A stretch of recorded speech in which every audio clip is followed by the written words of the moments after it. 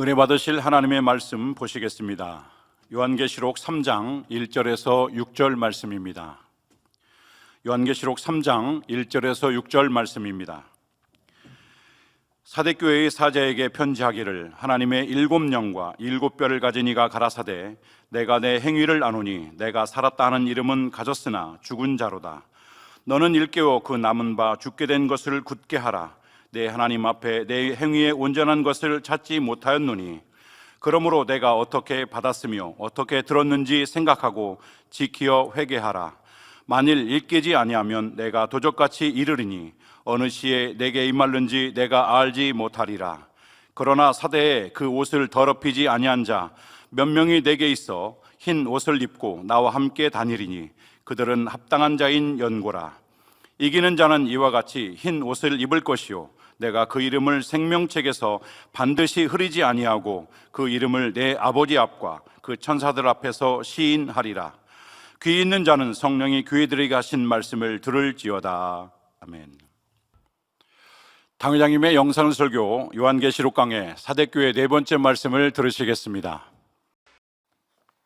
사랑하는 성도 여러분, 전 세계 및 전국의 지교회 성도 여러분, 지성전 성도 여러분, 전 세계 인터넷을 통해 예배 드리는 모든 성도 여러분, 시청자 여러분, 베드로전서 1장 23절에 보면 너희가 거듭난 것이 썩어질 씨로 된 것이 아니요 썩지 아니할 씨로 된 것이니 하나님의 살아있고 항상 있는 말씀으로 되었느니라 말씀하고 있습니다. 그렇다면 여러분은 썩지 아니할 씨, 즉 하나님의 살아있고 항상 있는 말씀을 받으셨는지요? 예, 여러분 대부분은 하나님의 말씀인 물과 성령으로 거듭났을 것입니다. 그런데 중요한 것은 단지 썩지 아니할 씨, 즉 하나님의 말씀을 받았다고만 해서 그것으로 끝난 것이 아니라는 사실입니다. 그 씨가 싹을 내지 못하고 열매를 맺지 못하면 씨를 받았다 해도 결국 소용이 없기 때문이지요. 마음에 심겨진 말씀의 씨앗을 정성으로 가꾸어서 풍성한 열매를 맺어 나가는 사람이 정령 거듭난 사람인 것이며 살았다 할 수 있는 것입니다. 자, 따라서 하나님의 말씀을 듣고 머리로만 알아서 지식적으로 잘 간직해 놓기만 하는 것은 참 믿음이라 말할 수가 없습니다. 들은 말씀을 붙잡고 불같이 기도하며 말씀대로 행해 나갈 때 마음에 심어진 말씀의 씨가 싹을 내고 자라서 30배, 60배, 100배의 놀라운 열매로 맺혀갈 수가 있는 것이지요. 그런데 만약 그동안 들은 말씀은 많지만 마음의 영으로 일군 열매를 맺지 못했다면 이제라도 정령이 깨닫고 돌이켜서 보고 듣고 배우고 가르침 받은 말씀대로 지켜 행해 나가시기를 바랍니다.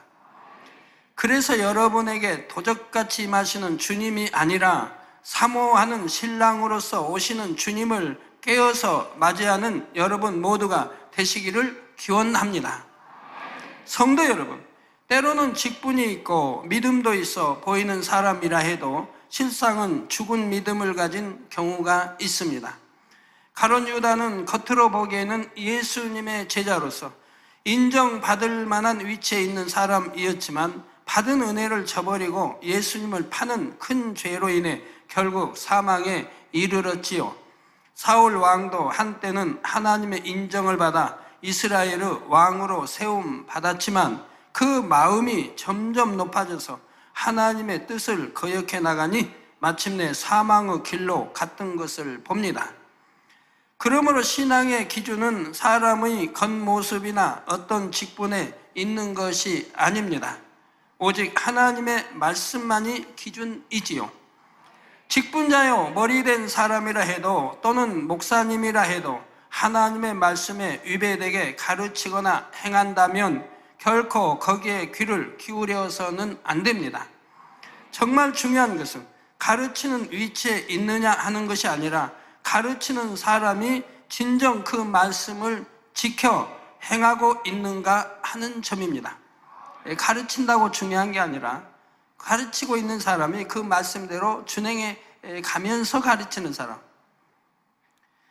마태복음 23장 1절에서 3절에 보면 가르치기는 하나 스스로는 행치 않는 사람들에 대해 이에 예수께서 무리와 제자들에게 말씀하여 가라사대 서기관과 바리새인들이 모세의 자리에 앉았으니 그러므로 무엇이든지 저희의 말하는 바는 행하고 지키되 저희의 하는 행위는 본받지 말라.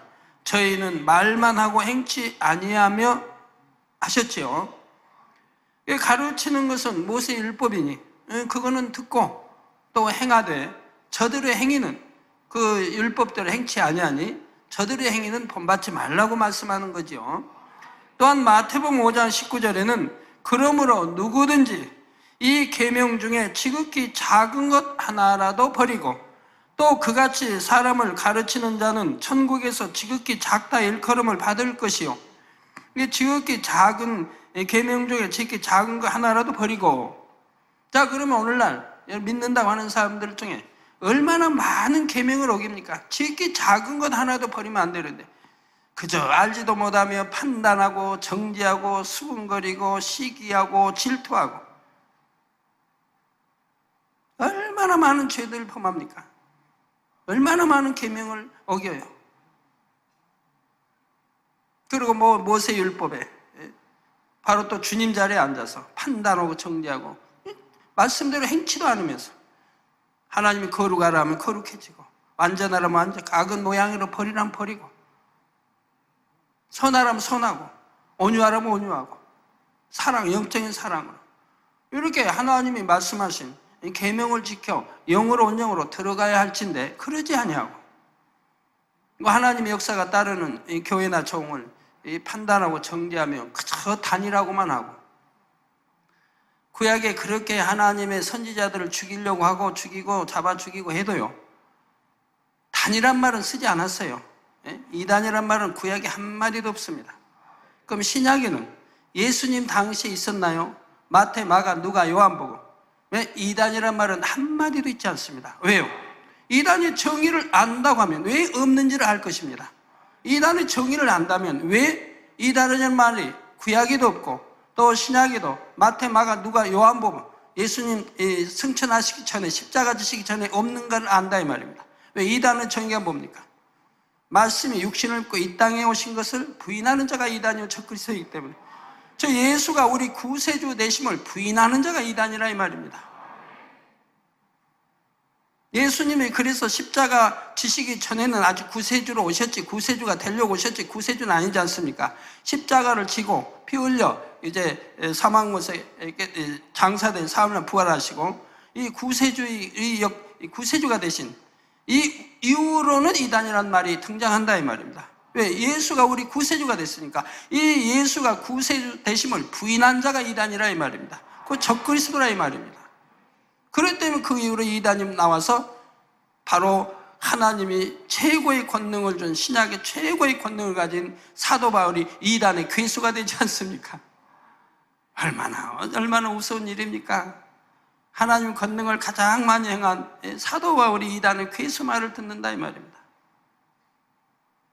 이 이단의 정의를 안다면 이단이란 말을 그렇게 쓰는 게 아니라 이 말이에요. 왜? 예수를 부인하지 않는 예수가 우리 구세주이심을 부인하지 않는 이상은 이단이라고 하지 않는 것이라 이 말입니다. 예수가 우리 구세주라고 한다면 창조주 하나님을 믿을 것이고 성부, 성자, 성령 삼일체 하나님을 믿을 것이고 성경이 참임을 믿을 것이고 천국과 지옥이 있음을 믿을 것이고 심판이 있음을 믿을 것이고 하나님 말씀대로 계명 지켜 살아야 한다는 것을 믿을 것이고 우리 주님이 우리를 데리러 다시 오실 것을 믿을 거 아니겠습니까? 그렇기 때문에 여러분들은 절대로 누구를 보고 어느 교회를 보고 이단이라고 쓰지도 않지만 하시는 게 아닌 것이라 이 말입니다. 너무 이단의 정의도 모르는 사람들이 그렇게 말하는 것이라 이 말이에요.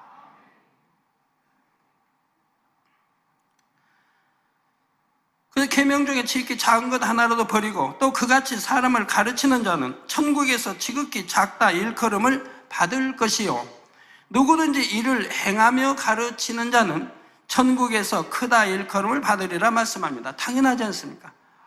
하나님 계명 지키고 말씀대로 살면서 가르치니 그는 영으로 들어가고 온영으로 들어갈 것이고요. 그러니 당연히 천국을 침노에 들어간 자 빼앗는다는데 천국의 침노에 들어가서 저 새 예루살렘 아니면 못해도 3천층 들어갈 거 아니겠습니까? 큰 자이지요. 그러므로 여러분은 작은 것 하나를 가르치더라도 그것을 나 자신이 먼저 행하는 것이 정말 중요하다는 사실을 알아야 합니다. 이렇게 하나하나 행하여 온전한 행위를 이룰 때 그런 사람이 장차 하늘나라에서도 크다 일컬음을 받는 것이며 이 땅에서도 따르는 말씀의 권세로서 많은 사람들을 변화시키는 큰 자가 되는 것입니다. 사랑하는 성도 여러분, 하나님을 믿는다 하고 주여 주여 하지만 말씀 안에 살지 못함으로 결국 행함이 없는 죽은 믿음을 가졌던 사대 교회는 살았다 하는 이름은 가졌으나 죽은 자라는 엄한 책망의 말씀을 들었습니다. 그러면서 그동안 가르침받고 들은 바를 생각하고 지켜 회개하라는 말씀을 듣지요. 그런데 이러한 사대교회의 성도 전부가 죽은 믿음을 가진 것은 아니었습니다. 본문 4절에 보면 그러나 사대에 그 옷을 더럽히지 아니한 자 몇 명이 내게 있어 흰 옷을 입고 나와 함께 다니리니 그들은 합당한 자인 영고라 했지요. 물론 몇 명이라 하신 대로 이 말씀은 사대교회 성도들 중에 극히 일부에게만 해당되는 말씀이지만 그래도 그들 안에는 믿음을 지키며 옷을 더럽히지 않는 성도들이 있었던 것입니다. 옷을 더럽히지 않는다. 즉 마음을 더럽히지 않는다. 즉 마음을 성결케 하고 피지를 빼내버리고 진리로 영으로 들어간 사람 말하죠.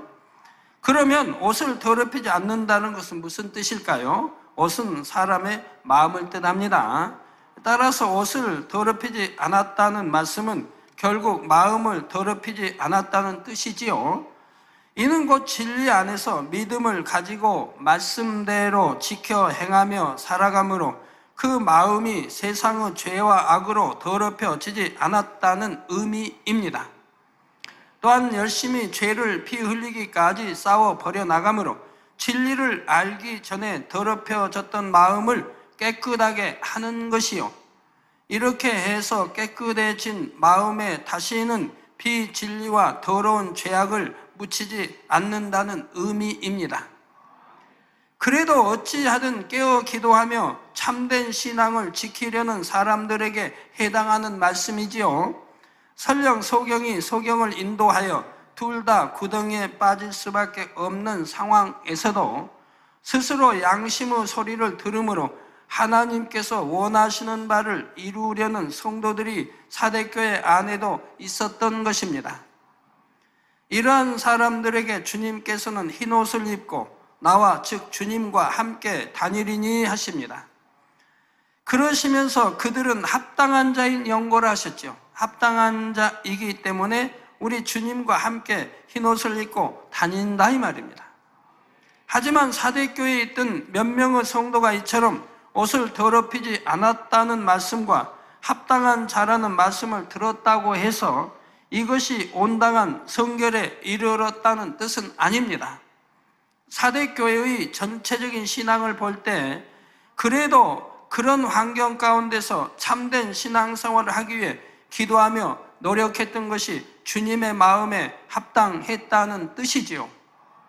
하지만 대부분이 죽은 믿음을 가진 사대교회 안에서 이처럼 믿음을 지키며 말씀 안에 살아가므로 주님으로부터 합당하다는 인정을 받은 사람들이라면 그래도 그들의 신앙이 좋았음을 알 수가 있습니다.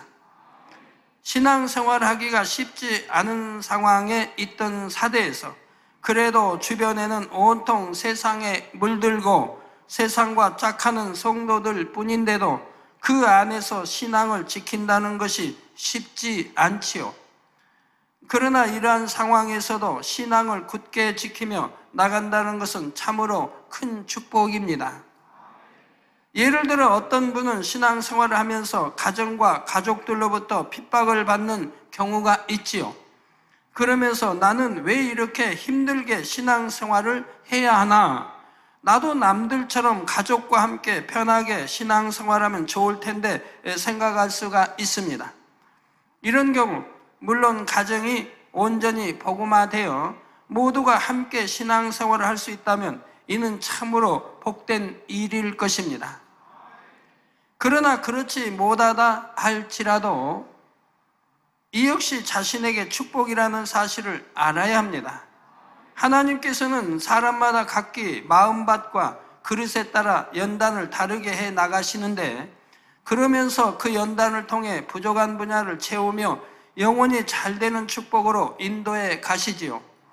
가족의 핍박 가운데서 신앙생활하는 사람 역시 비록 당장에는 힘들고 고통스럽게 느껴질지 모르지만 그것을 통해 더욱 깨어 기도하게 됩니다. 또한 인내를 배우게 되지요.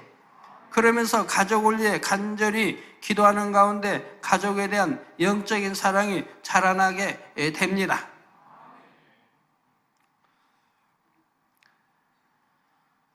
자, 가족을 육의 부모와 형제로 본다면 자신을 핍박하는 것이 서운하게 여겨질 수도 있고 때로는 미운 감정이 생길 수도 있겠지만, 영적인 사랑을 가지게 된다면 어떠한 상황에서도 감사할 수 있고 가족들 또한 영혼으로 대할 수 있게 됩니다. 동시에 주의 이름으로 받는 핍박이므로 하늘나라의 상급으로 쌓이게 되며 어려운 환경 가운데서도 믿음을 지키며 신앙생활했기에 더 강한 믿음의 뿌리를 내릴 수도 있지요.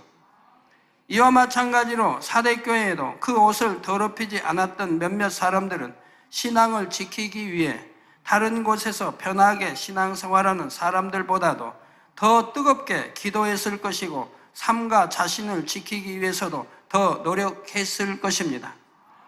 그 결과 주님 앞에서 인정받는 합당한 자가 될 수 있었던 것이지요. 따라서 여러분 주변의 핍박이나 어려운 환경이 당장 보기에는 힘들게 여겨질지 몰라도 이것이 결과적으로 여러분에게 영적인 축복을 가져다 준다는 사실을 믿음의 눈으로 바라보며 감사할 수 있기를 바랍니다.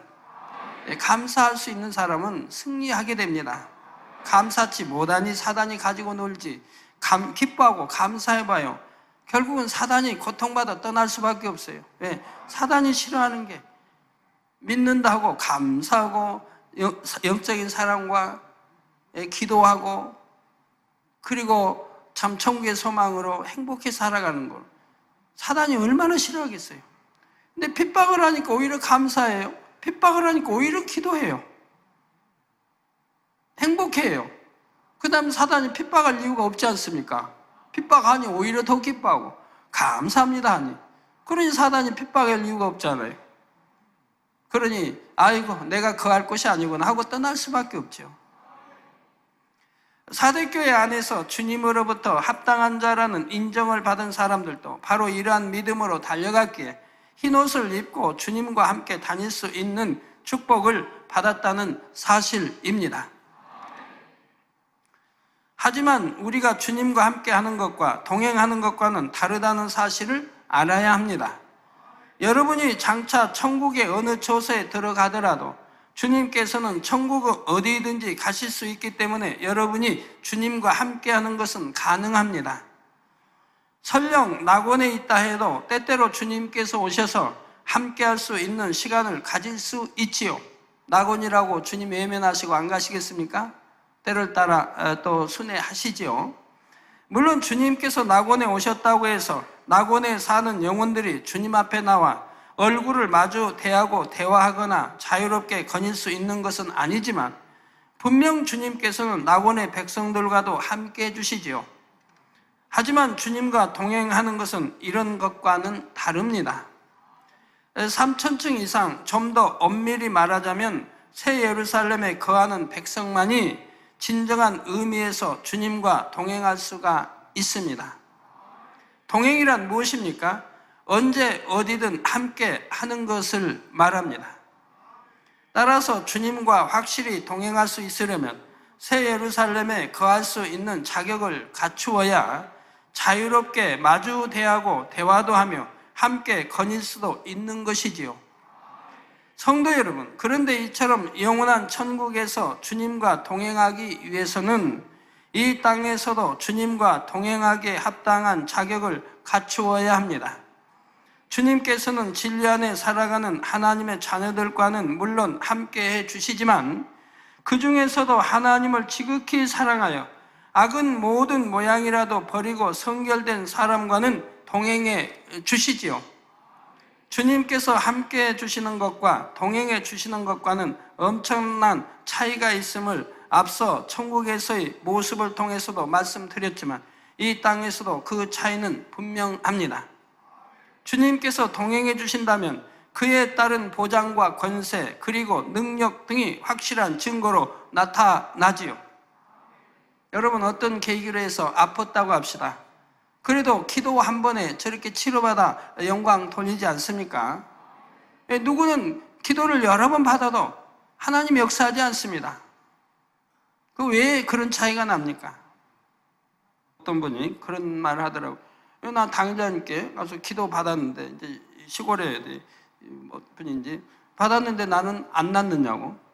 그래 이제 물어서 제가 그랬어요. 본인이 믿음을 가지고 기도받은 것이 아니겠고, 믿음 가지고 기도받았다면 내가 안 나았냐고 말 필요도 없는 거죠. 그리고 또 하나님과 죄의담이 있다면 정말 철저히 회개하고 돌이켜야 되는데 그것도 아니고, 그런 경우는 아무리 기도를 받아도 하나님이 역사하지 않는 것이죠. 그러나 말씀 안에 살되 내가 잠시 게을렀다든가 또는 충성하지 못했다든가 한 그런 것들은 회개하고 돌이키고 기도받으면 단 한 번에 역사하는 것을 보게 된다 이 말입니다. 하나님과 담이 큰 게 아니기 때문에 바로 회개하고 돌이키고 기도받으면 바로 역사가 된다 이 말입니다. 그러니까 하나님과 담이 큰 담을 만들어서는 안 돼요. 사망에 이르는 죄를 짓고 그리고 늘 기도받으러 온다고 해도 쉽지 않다 이 말입니다. 정령의 중심에서 통해 잡아가고 온다면 문제는 다르죠. 그런데 그리하잖아요. 돌이키지 않아요. 여전히 마음엔 가늠하고 여전히 마음엔 악을 행하고 그러면서 기도받으러 오니 기도받는다고 역사 되겠습니까? 그래서 주님께서 동행해 주신다면 그에 따른 보장과 권세 그리고 능력 등이 확실한 증거로 나타납니다. 여러분 모두도 주님과의 동행함을 사모하셔서 그에 합당한 자격을 갖추어 나오시기를 주님의 이름으로 축원합니다. 다음으로 5절 전반부에 이기는 자는 이와 같이 흰옷을 입을 것이요 했는데, 여기서 이긴다는 것은 믿음을 지키고 진리 안에 살아가는 것을 말합니다. 여러분 이기고 사십니까?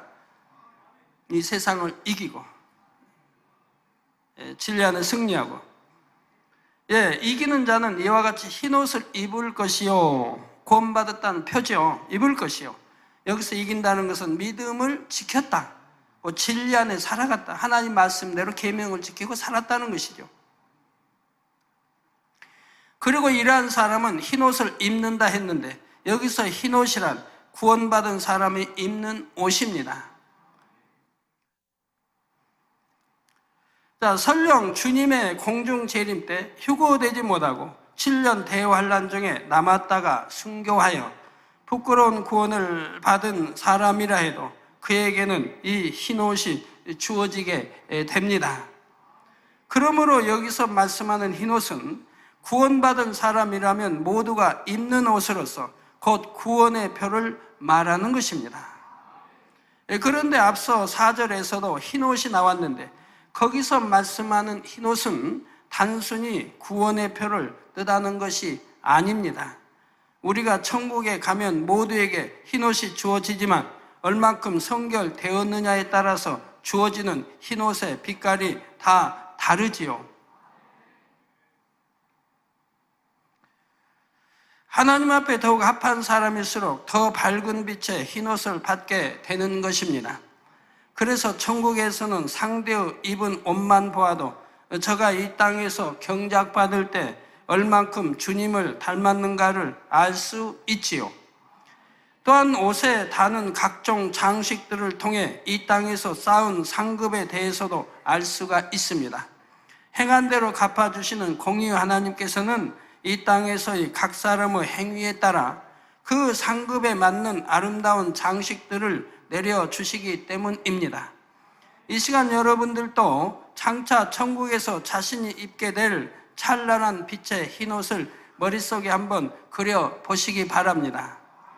그리고 그 빛난 옷을 입고 주님과 동행하기 위해서는 내가 지금 어떻게 해 나가야 하는지에 대해서도 다시 한번 생각하며 다짐해보는 여러분 모두가 되시기를 바랍니다. 이어지는 5절 중반부에 내가 그 이름을 생명책에서 반드시 흐리지 아니하고 있습니다. 그러면 생명책에서 반드시 흐리고, 반대는 흐리고죠.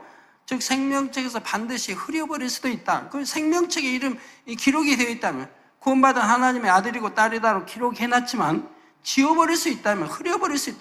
흐려버리면, 여러분 칠판에다 이렇게 백목으로 분필로 딱 씻고 지우개로 지워버리면, 흐려버리면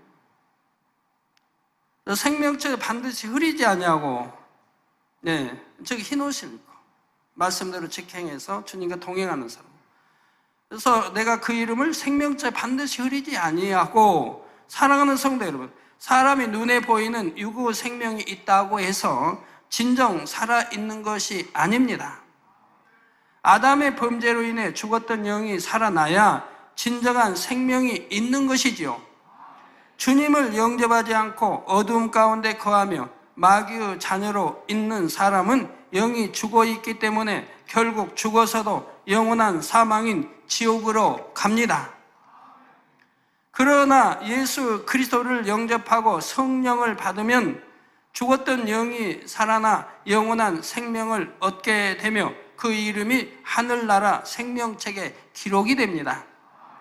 이 생명책에 이름이 기록된 사람만이 구원에 이룰 수가 있는 것이죠. 심판날에, 백보자 심판날에도 생명책에 이름이 기록되어 있지 않는 사람들이 심판을 받지 않습니까?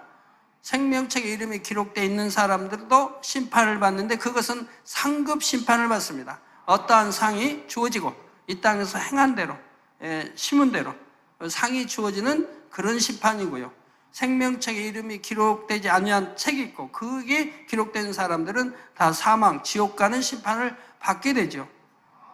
지옥도 유황불이 있고 불못이 있기 때문에 불목으로 가냐, 너는 유황못으로 가냐, 이런 심판을 받게 되지요. 그래서 계시록 20장 15절에도 누구든지 생명책에 기록되지 못한 자는 불못에 던지우더라 말씀하고 계십니다. 생명책에 기록이 됐다 할지라도 흐려버렸다, 지워버렸다면 그것도 이제 지옥에 가게 되는 것이고요. 그런데 이 말씀은 지금 현재 내 이름이 생명책에 기록되어 있다고 해서 구원이 보장되어 있다는 뜻은 아닙니다.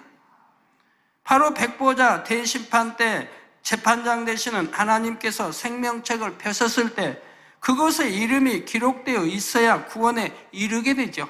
만약 기록되어 있는데 흐려버렸다, 지워버렸다면 또한 구원받을 수가 없게 되겠고요.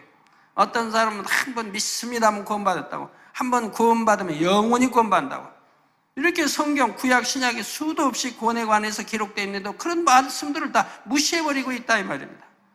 분명히 성경은 그렇게 말씀하지 않지 않습니까?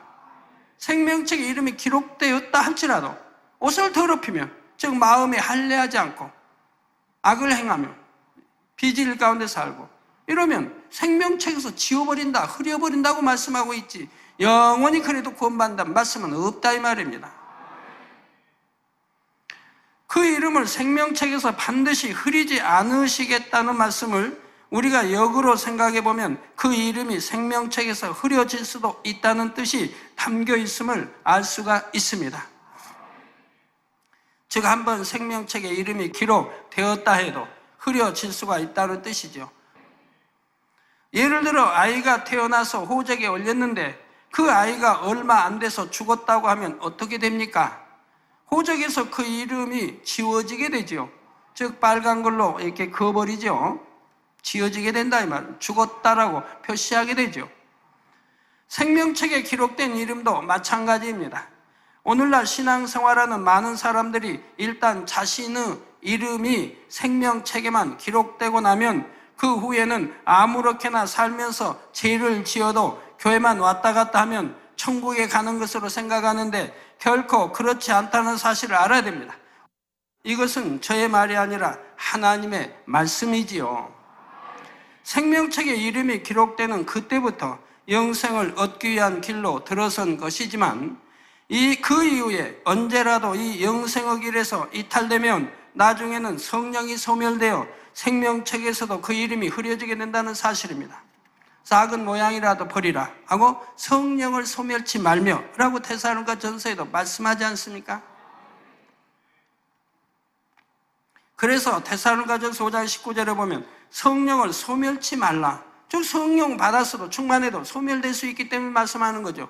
성령을 소멸치 말며 말씀했는데 이는 성령이 소멸될 수도 있으니 그렇게 되지 않도록 주의하라는 경계의 말씀인 것입니다. 여러분, 하나님 사랑하고 기도하고 충만했을 때의 그 모습과 기도하시고 점점 세상과 착하고 세상의 악에 버리려고 끊어가다가 다시 악에 물들어가 봐요. 그러면 점점 내 마음이 공고하고 이제는 힘들어지고 기도도 이제 하기 싫고 주일 예배도 신령과 진정으로 드리지 못하고 졸음 속에 들이고 잡념 속에 들이고 점점 하나님과 멀어지는 걸 봅니다. 사랑도 식어지고 멀어진다 이 말입니다. 충성도 식어지고 세상께 자꾸 이제 들어오죠. 안목의 정, 육신의 정, 이생의 장을 통해 자꾸 세상 것이 내 안에 들어온다 이 말입니다. 그러면서 성령이 소멸돼 간다 이 말입니다. 소멸돼 가니까 기쁨이 사라지죠. 은혜가 떨어지죠. 은혜가 사라지죠. 믿음이 점점 식어지죠. 또한 출애굽기 32장 33절에는 여호와께서 모세에게 이르시되 누구든지 내게 범죄하면 그는 내가 내 책에서 지워버리리라 말씀하십니다. 여호와께서 모세에게 이르시되 누구든지 내게 범죄하면 그는 내가 내 책에서 지워버리리라. 즉 생명책에서 지워버린다 이 말입니다. 모세는 생명책을 알았던 걸 볼 수가 있죠. 또 사도 바울도 마찬가지고요. 즉 생명책에서 이름을 지워버릴 수도 있음을 분명히 말씀하고 있는 것이지요. 고린도전서 15장 2절에도 보면 너희가 만일 나의 전한 그 말을 굳게 지키고 헛되이 믿지 아니하였으면 이로 말미암아 구원을 얻으리라 말씀합니다. 나의 전한 말, 즉 진리의 말씀을 듣는다고 구원받는 것이 아니라 그 말씀을 굳게 지키고 헛되이 믿지 않았을 때, 저 헛되이 믿지 않았단 말은 굳게 지키는 사람은 헛되이 믿지 아니한 것이라 이 말입니다. 지키지 않는 사람은 헛되이 믿은 것이라 이 말입니다.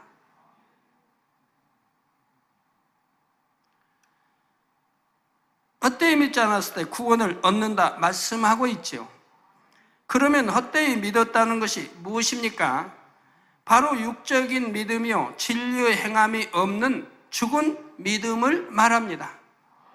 교회를 아무리 오래 다니고 성경 말씀을 많이 안다 해도 말씀대로 행하지 않고 여전히 세상 사람과 똑같이 행한다면 그것은 죽은 믿음인 것입니다.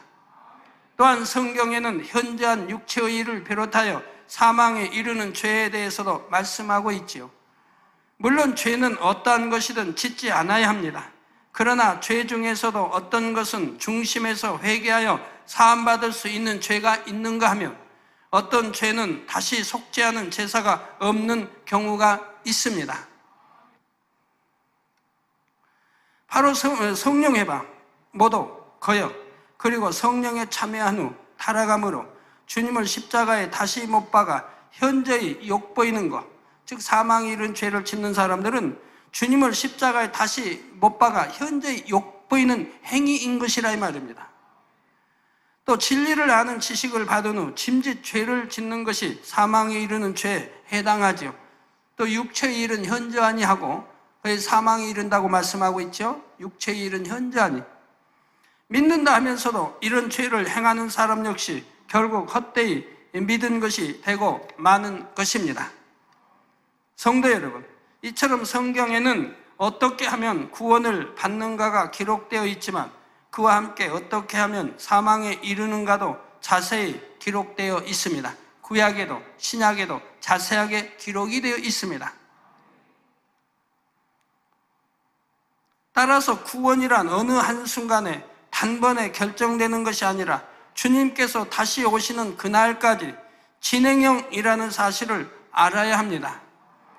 비록 구원의 테두리 안에 들어왔던 사람이라 해도 자신의 자유의지 가운데 선택하여 구원의 테두리를 벗어날 수도 있는 것이고, 지금은 구원의 테두리 밖에 있는 사람이라도 어느 순간 구원의 테두리 안으로 들어올 수가 있는 것입니다. 육의 신앙이 이제 다 벗어버리고 영으로 들어오면 구원의 테두리 안에 온전히 들어왔다 할 수도 있어요. 다시 범죄하고 구원의 테두리 밖으로 나가기는 정말 쉬운 일이 아닌 거예요. 왜? 모든 것을 믿기 때문에. 성경 66권 다 믿고, 천국 지옥 믿고, 심판이 있음도 믿고, 모든 것이 마음속에서 믿어져 버린다 이 말이에요. 저도 의심하지 않고 다 믿어진다 이 말입니다. 그런데 어떻게 심판이 있고 지옥이 있는 걸 아는데 다시 세상으로 빠지겠으며 다시 죄를 범하겠습니까? 그러니까 구원의 테두리 밖으로 나가지 않는다 이 말입니다. 구원의 테두리 밖으로 나가면 하나님이 외면하시니 지금 지킴받지 못하니 원수마귀 사단은 밥이 돼버린다 이 말이에요. 가룟 유다도 주님과 함께 동행했을 때는 지킴을 받았죠. 근데 주님이 이제 내치지 않습니까? 네 알 바 네 하고 싶은 대로 해라 하고 주님이 딱 마음에서 놔버리니까 바로 마귀가 들어가지 않습니까? 원수마귀 사단에 사로잡히고 마귀가 들어가 버리더라 이 말입니다. 구원의 테두리 밖에서 지금 주님이 이제 놔버리셨다 이 말입니다. 그러니까 마귀 바로 밥이 돼버린 걸 보세요. 그러니 자기 예수를 파는 자가 되고 말더라, 스승을 파는 자가 되고 말더라 이 말입니다. 주님이 마음에 품고 놓지 않았다면 감히 스승을 팔려고까지는 하지 않았을 텐데 놔버리니까.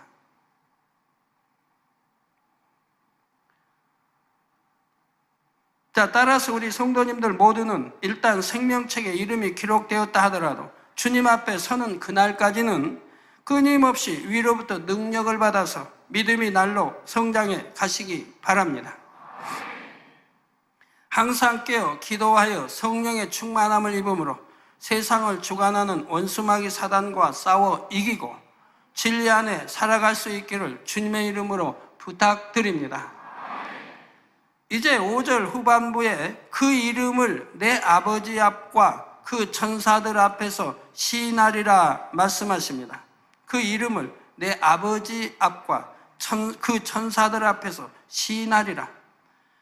장차 백보자 대심판 때 재판장 되시는 하나님 앞에서 여러분은 주님으로부터 이는 하나님의 자녀입니다 라는 시인을 얻어야 구원에 이를 수가 있습니다. 즉 내 보혈의 피로 씻음받은 구원받은 하나님의 아들이다 딸이다라고 우리 주님이 시인해 주셔야 하는 것이라 이 말입니다.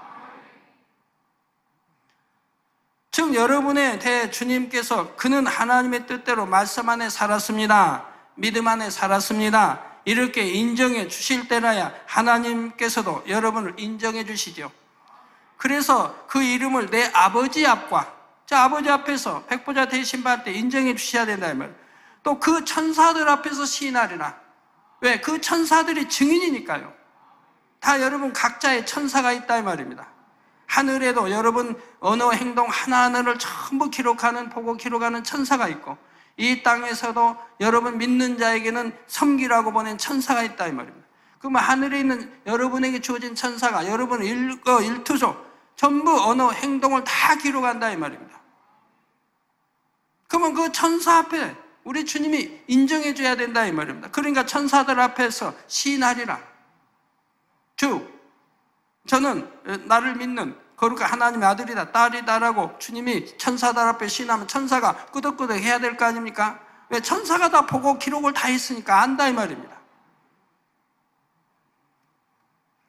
그런데 이러한 주님의 시인을 천사들 앞에서도 인정받아야 합니다. 하나님 앞에도 천사들 앞에도 인정을 받아야, 천사가 인정해 줘야 되는, 주님이 말씀하실 때 그렇습니다, 그는 말씀대로 살았습니다, 빛 가운데 살았습니다, 내가 하나하나 다 기록해 놨습니다, 시인해 줘야 한다 이 말입니다. 천사들이 여러분의 구원을 결정하는 데 있어서 어떤 배심원 같은 역할을 하는 것은 아니지만 천사들의 인정을 받는 것은 매우 중요하지요. 왜 그럴까요? 마태복음 18장 10절에 보면 삼가 이 소자 중에 하나도 업신여기지 말라. 너희에게 말하노니 저희 천사들이 하늘에서 하늘에 계신 내 아버지의 얼굴을 항상 배웁느니라 말씀한 대로 이 땅에서 여러분의 행함과 생각과 마음까지도 감찰하여 하늘나라에 보고하고 기록하는 천사가 있지요. 그 천사들 삼가이 소자 중에 하나도 업신여기지 말라. 여러분 업신여기는 사람들, 가난하다고 업시고 못 배웠다고 업신여기고 부유하다고 섬기고 뭐 명예가 권세가 있다고 더 높여주고 권세도 명예도 없고 초라하면 깔보고 얕보고 우습게 여기는 사람이 있다면 그런 분들은 통에 자복해야 할 것입니다. 다 거룩한 하나님의 아들, 딸, 백성이지 않습니까? 우린 모두가 형제요, 자매요, 모친이요, 다 부모가 될 수 있는 것인데 누구를 업신여기고 누구를 얕봅니까? 그리해서는 아니 되지요.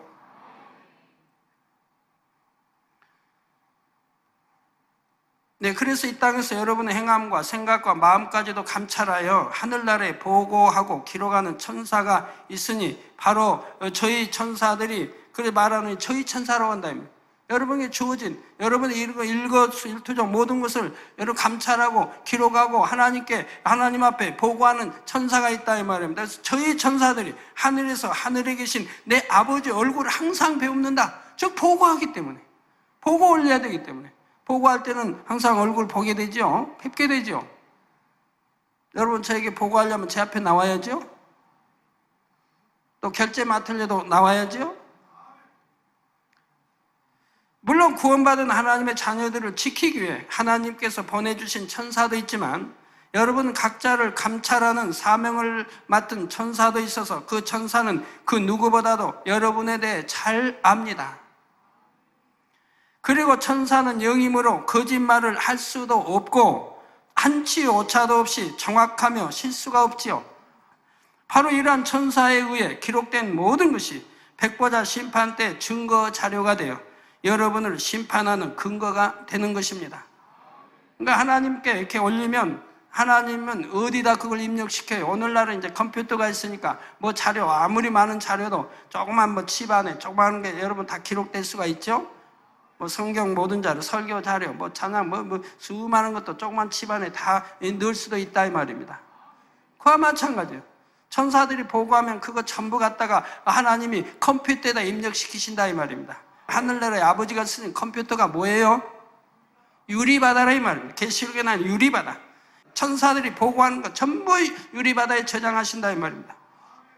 그러면 자동으로 여러분 컴퓨터 잘 다루는 사람은 그 많은 자료가 입력되었어도 금방 찾아내죠? 이 땅에서도 그런데 아무리 수많은 자료를 입력시켜서도 컴퓨터 잘 다루는 사람은 금방 찾아낸다 이 말입니다. 그 자료를 찾을 수가 있다 이 말이에요. 더군다나 천국은 어찌 됐겠습니까? 유리바다에 전부 저장해 놓으면 즉시 심판받을 때 나는 그런 일이 없는데 하면 즉시 유리바다에 그 모습이 비친다 이 말이에요. 범죄하는 것이 비친다 이 말이에요. 거짓말하는 것이 비친다 이 말입니다. 이게 숨길 수가 없다 이 말입니다. 아버지 앞에 속일 수가 없다 이 말입니다. 그러니 얼마나 정정당당하게 심판이 되어지겠습니까? 그러니 천사가 직접 나서서 여러분에 대해 증언하고 인정하는 것이 아니라 해도 천사의 정확한 기록에 의해 여러분이 하나님의 자녀로서 바르게 살았다는 것을 인정받아야 하지요. 이처럼 여러분을 가장 가까이서 관찰함으로 속속들이 다 알고 있는 천사들의 인정이 반드시 필요한 것입니다. 바로 이러한 이유 때문에 주님께서는 그 이름을 내 아버지 앞과 그 천사들 앞에서 시인하리라 말씀하신 것이지요. 사랑하는 성도 여러분, 주님께서는 사대교회에 다른 교회들과 마찬가지로 귀 있는 자는 성령이 교회들에게 하시는 말씀을 들을지어다 라는 말씀으로 마무리하고 계십니다. 사대교회 성도들이 지금까지 들은 이 말씀을 마음에 새기고 변화되기를 바라는 주님의 간절한 마음을 담아서 다시 한번 호소하고 계신 것이죠. 우리 주님의 호소소리 제발 외면하지 마세요. 이제라도 간절히 듣고 마음에 새기고 지키고 행하는 여러분들이 되세요. 정령이 이제라도 회개하고 돌이키고 통해 잡아가고 돌이켜서 내가 가야 할 길, 주님이 동으로 가라 하면 이제 서에서 남에서 북에서 돌이켜서 동으로 가시는 여러분이 되세요.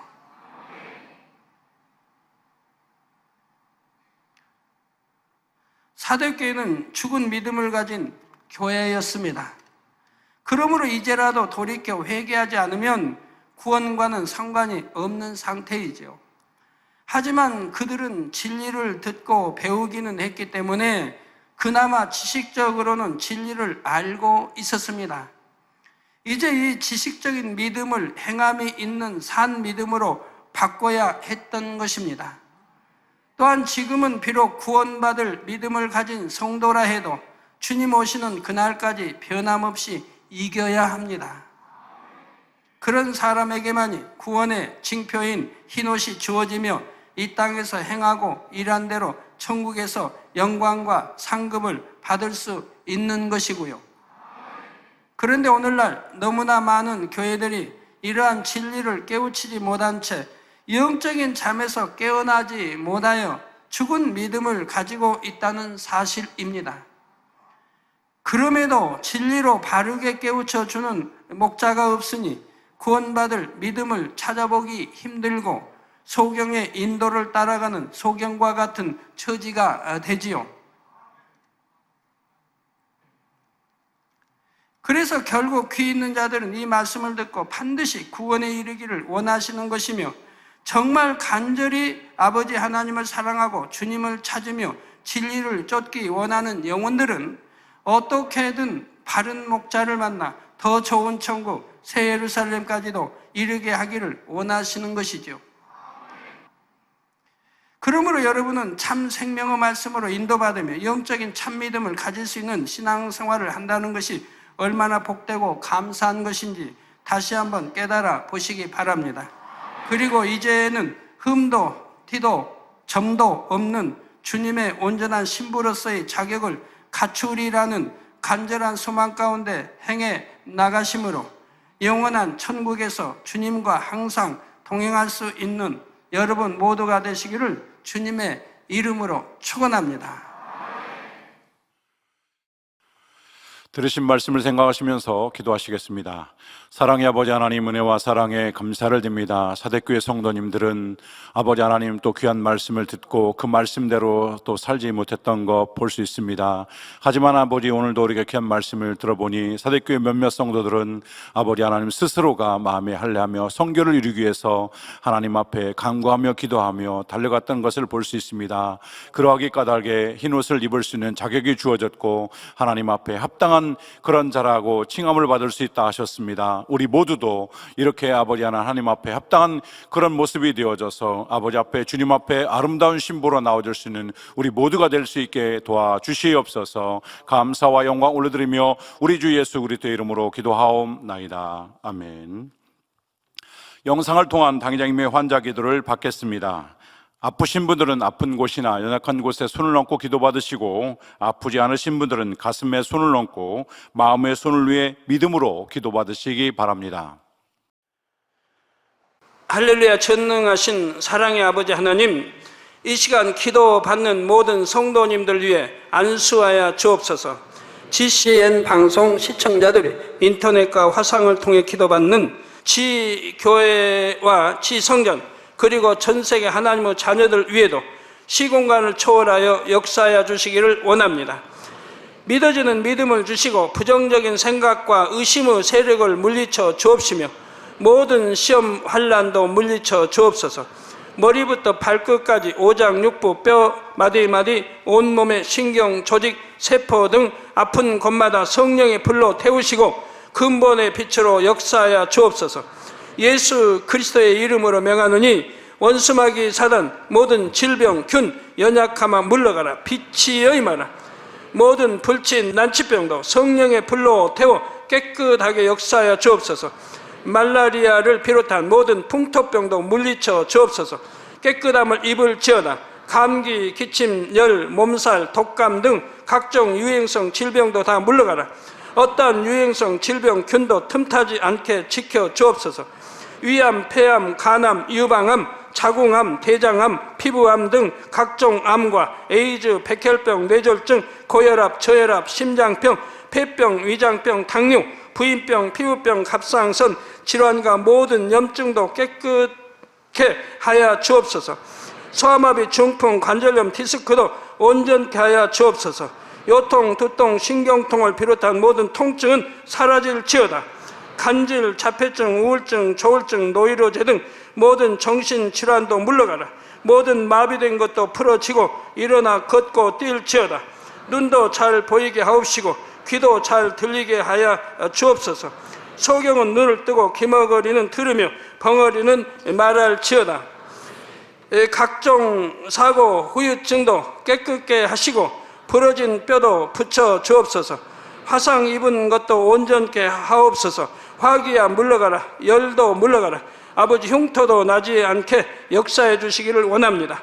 마약을 비롯하여 각종 약물과 독극물 중독도 깨끗함을 입을지어다. 죽은 신경과 세포가 살아나며 죽은 자도 살아나게 하여 주옵소서. 잉태의 축복도 주시기를 원합니다. 잉태 축복을 받으라. 예수 그리스도의 이름으로 명하노니 원수마귀 사단아, 하늘 공중 곳에 잡은 악의 영들아 물러가라. 그의 사자들도 물러갈지니라. 이 땅의 악한 영, 더러운 영, 거짓되고 간사한 영, 이간질하고 미혹하는 모든 어둠들은 물러가라. 모든 흉악의 결박을 풀고 어둠아 물러가라. 빛이여 임하라. 아버지 하나님, 부르짖어 기도할 수 있는 능력을 주시고 죄를 버리고 성결될 수 있는 능력을 주옵소서. 영혼이 잘됨같이 범사에 잘되게 하시고 가정의 복음화도 이루어 주시기를 원합니다. 한 주간도 모든 사고와 재앙으로부터 지켜주시고 불통이 없는 형통한 삶을 살 수 있도록 축복해 주옵소서. 성령의 불담으로 천군 천사와 주님의 불꽃 같은 눈동자로 모든 하나님의 자녀들과 가정, 일터, 사업터를 지켜주시기를 원합니다. 학생들에게 지와 명철을 더하시고 공부도 할 수 있는 뜨거운 마음과 열정도 더하여 주옵소서. 마음과 생각을 세상에 빼앗기지 않도록 지키시고 하나님을 뜨겁게 사랑하는 학생들로 축복하여 주옵소서.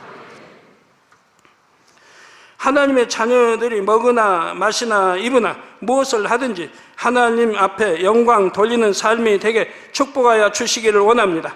나는 하나님을 만났노라, 체험했노라, 응답 받았노라, 축복 받았노라, 간증하는 입술이 되게 역사하여 주옵소서. 아버지 하나님 감사합니다. 홀로 영광 받으옵소서. 우리 주 예수 그리스도의 이름으로 기도하옵나이다. 아멘. 涙の中おらる主、愛の主、それは命与える救いの